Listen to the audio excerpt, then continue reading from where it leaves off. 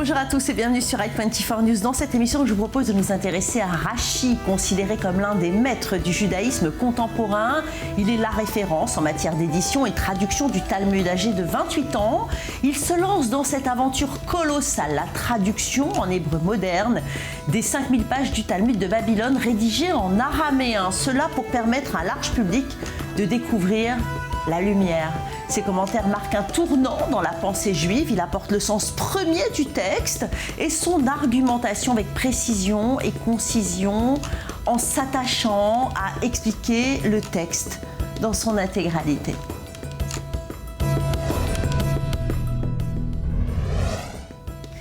Et pour parler de Rachi et de la richesse de ses commentaires, Moshe Levin, bonjour. Merci à vous d'avoir accepté notre invitation sur i24 News. Alors, vous êtes le rabbin de la synagogue du Raincy et conseiller spécial du grand rabbin de France.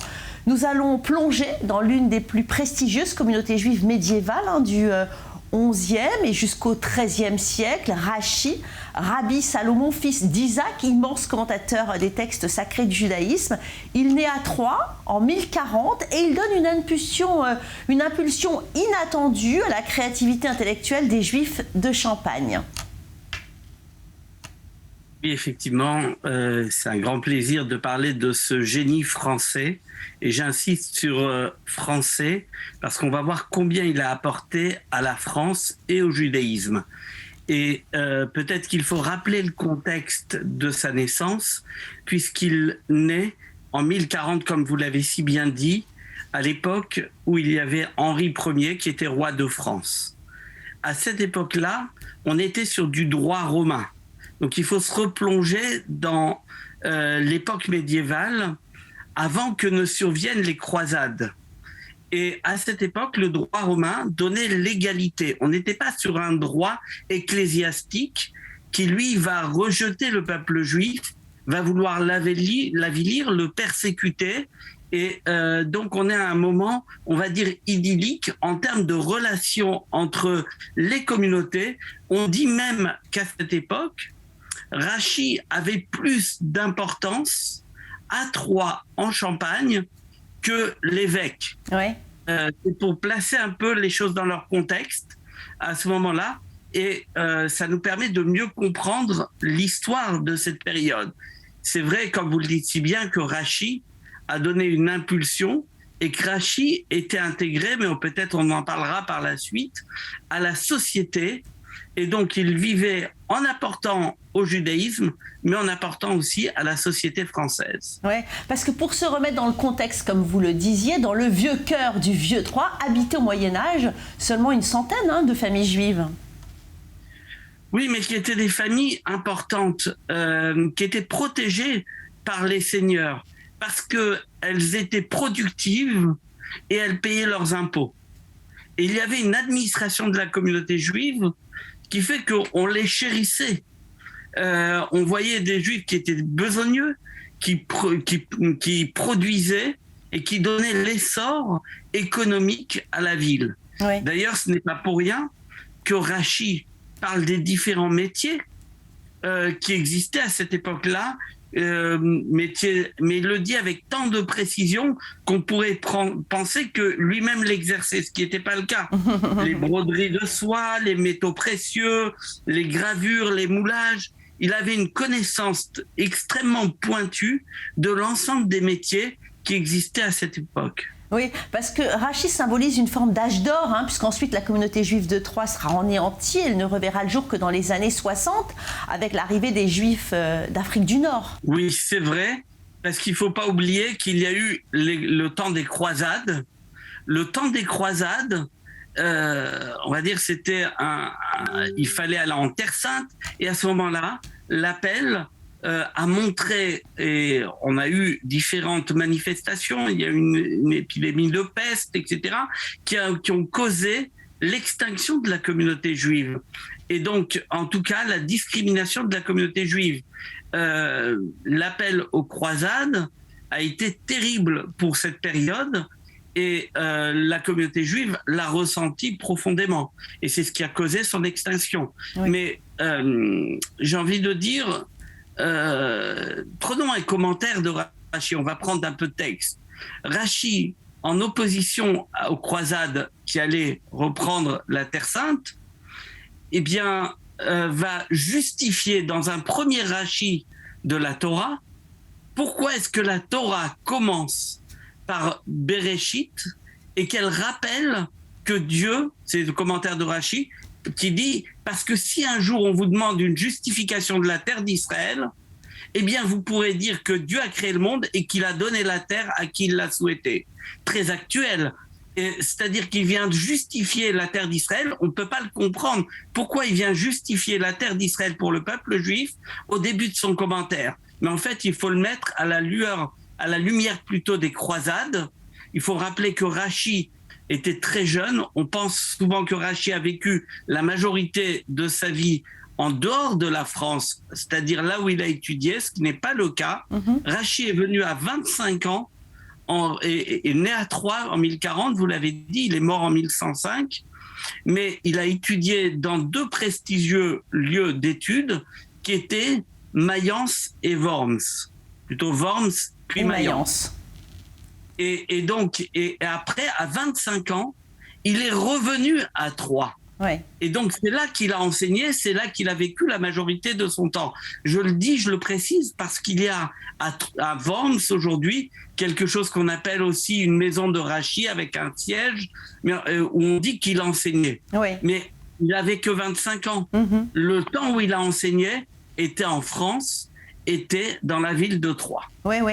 Alors justement, puisqu'on parle d'études, on parle de connaissances. Alors Rashi aimait se référer à l'arbre de la connaissance et avait des figuiers dans son jardin. Pourquoi cet arbre signifie-t-il la connaissance, Moshe Levin? Alors l'origine de l'arbre de la connaissance est très discutée dans le Talmud. Il y a plusieurs hypothèses qui sont avancées. Comme pour dire qu'on ne sait pas exactement. Lorsque vous avez plusieurs hypothèses, c'est qu'on ne peut pas le définir de manière précise. Et une des sources dit, dans le Talmud, qu'il s'agissait du figuier. Pourquoi? Parce qu'à l'issue de la faute, eh bien, la consommation du fruit défendu, Dieu a recouvert la nudité d'Adam et Ève avec des branches, des feuilles de figue. Et donc, à partir de là, on dit c'était un figuier. Oui. Maintenant, on dit qu'il avait un figuier, effectivement. On ne sait pas où est Rashi. Il faut rappeler tout de même qu'aujourd'hui, il y a une merveilleuse maison Rashi qui a été rénovée avec un musée et tout ça à Troyes, mais qu'on ne peut pas délimiter avec précision. On n'a pas de vestiges exacts de la maison de Rashi ou de la synagogue. On sait où elle se trouvait, mais là où d'ailleurs il y avait par la suite une église, mais on ne peut pas définir exactement où était. En tout cas, on n'a pas de traces, on n'a pas une maison de Rashi avec les vestiges de la synagogue de Rashi. Oui, oui. Alors aujourd'hui, on ne peut aborder un texte talmudique sans se demander ce qu'en aurait dit Rashi, ou plutôt à quelle question il aurait répondu. Cette méthode de lecture qui connaît aujourd'hui encore une postérité super contemporaine, Moshe Levin. Oui, vous le dites très bien. Rashi, il dit souvent qu'il s'attache au pshutos shel mikra, c'est-à-dire au sens obvi, au sens simple, au sens littéral du texte. Et c'est sa recherche permanente de chercher le sens obvi. Il ne ramène pas souvent de midrashim, de commentaires allégoriques, sauf lorsqu'ils viennent éclairer le sens simple. Et Rashi a ceci d'extraordinaire, c'est qu'un enfant dès l'âge de 5 ans, 6 ans, il va étudier Rashi. Ouais. Et un adulte qui aura étudié toute sa vie continuera à étudier Rashi. Oui, même un talmudiste éclairé. Il s'adresse à tout le monde. Justement, depuis l'invention de l'imprimerie, le texte de Rashi a constamment été publié avec son commentaire, indispensable à l'intelligence du texte. Vous venez de le dire. Rashi connaît toujours cette extraordinaire aura dans le monde juif où il est étudié par les communautés du monde entier et par les enfants. On peut dire, Moshe, il était pédagogue avant l'heure.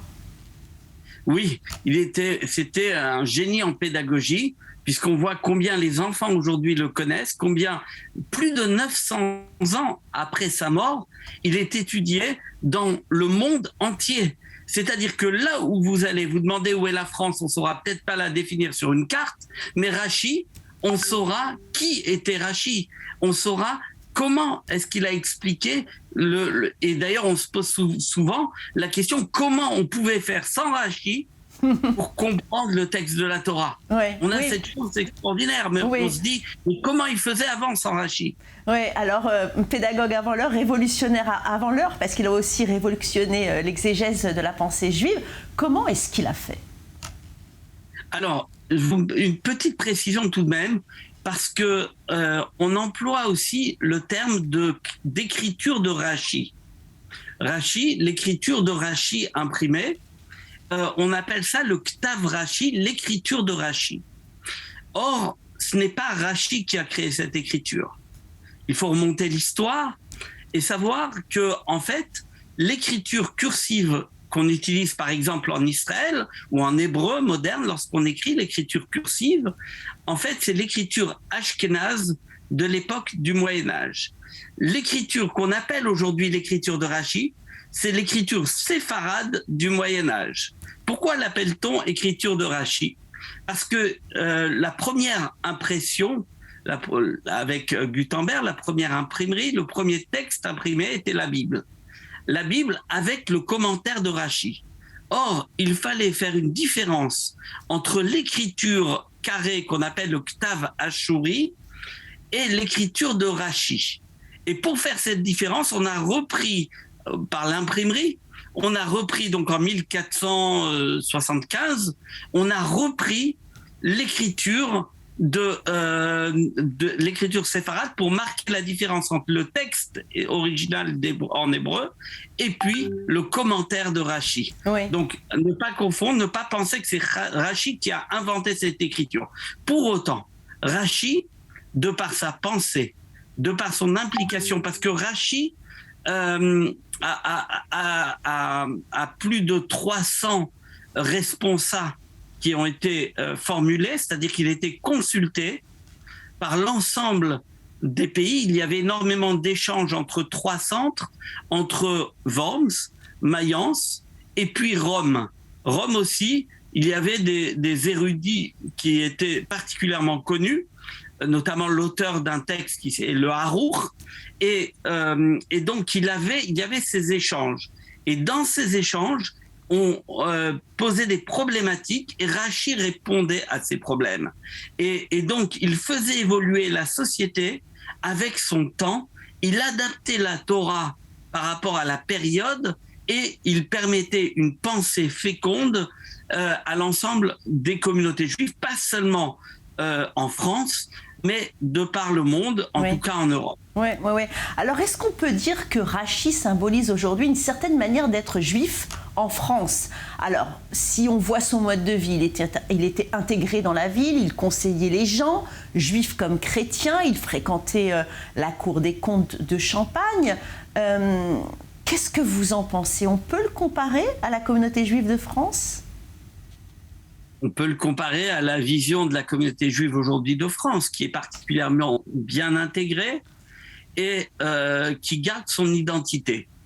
Et c'est important ce que vous dites. D'ailleurs, j'ai le souvenir, en 2005, il y avait l'anniversaire des 900 ans de Rachi. Et la France avait édité un timbre à l'effigie de Rachi. Il y avait d'ailleurs une vigne et une photo de Rachi. C'était un très beau timbre qui avait été fait en 2005.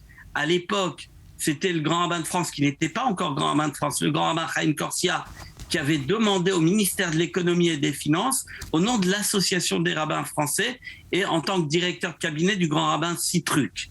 Et immédiatement, ça a été accepté. C'est-à-dire que la France reconnaît ce génie, cet apport de Rachi à la culture française. Et il faut le souligner parce que Rachi est celui qui a écrit, sans le vouloir, le premier dictionnaire français. Le premier dictionnaire français avec 3900 mots en français, ancien français, dans le Talmud, et 1300 mots en français dans la Bible. Oui. Donc, il est le premier dictionnaire français. Oui. C'était Rachy qui l'a écrit Oui. sans le vouloir. Avant Larousse, alors on a découvert l'ancien français grâce à Rachy parce qu'il a écrit des mots du français en fait, en lettres hébraïques. Ça s'appelle les gloses. Vous nous en parlez ? Oui, tout à fait. C'est ce que je disais. C'est que Rachy va permettre finalement, il voulait atteindre l'ensemble de la population. Et donc, lorsqu'un mot était difficile à expliquer, on connaît la richesse du français, eh bien, il mettait le terme en français avec une écriture hébraïque, ce qui permet aujourd'hui de retrouver l'ancien français. Et beaucoup de chercheurs en langue française s'inspirent de ces gloses. Je disais 1300 mots dans la Bible et 3900. C'est extraordinaire parce que ça définit avec précision le commentaire du texte. Et c'est ce que Rachy a toujours voulu faire, oui. Donner beaucoup de précision pour une compréhension précise des textes de la Torah. Alors au passage, Moshe Levin, les manuscrits du Sage de Troyes sont une extraordinaire mine d'or pour les historiens, car ils livrent des éléments très concrets sur la vie quotidienne au XIe siècle.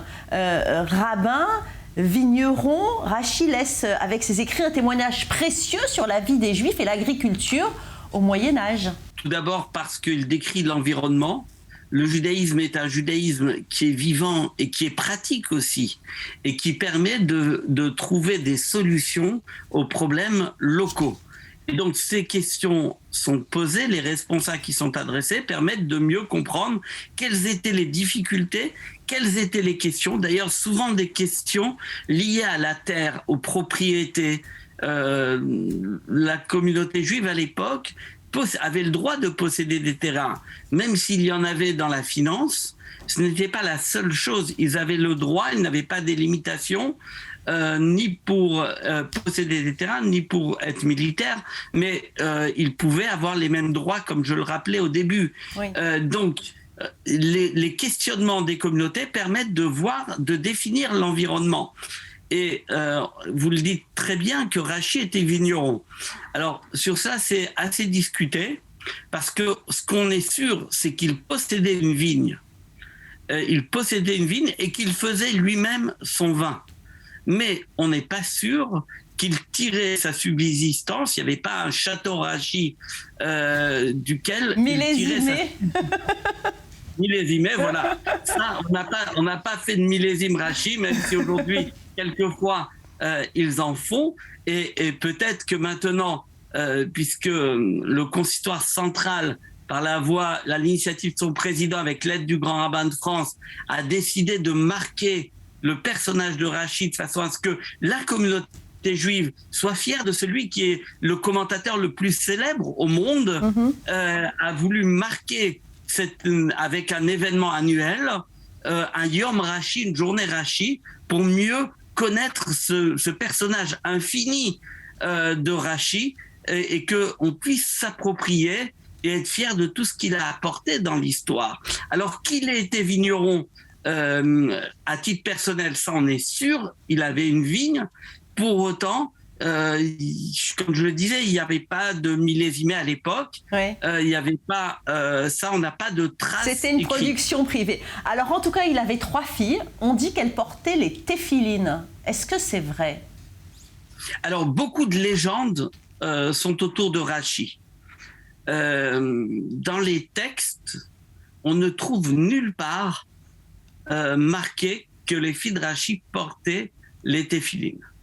Dans ses responsables, on ne trouve pas. Dans les commentaires des autres responsables, dans les filles de Rachy ont été mariées à de célèbres talmudistes qui ont été aussi les vecteurs de l'enseignement de Rachy, qui était certes leur beau-père, mais qui était aussi leur maître.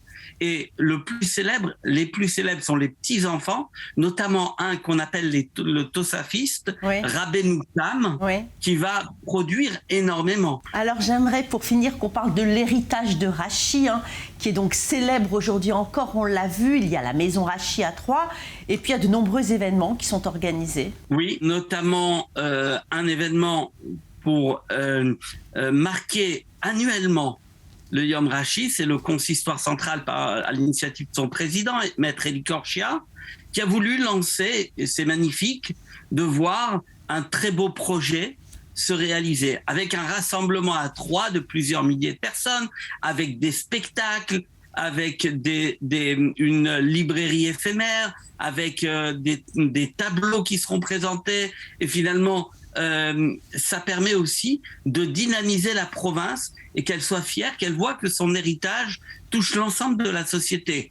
Et c'est quelque chose qui aura lieu et qui aura lieu chaque année.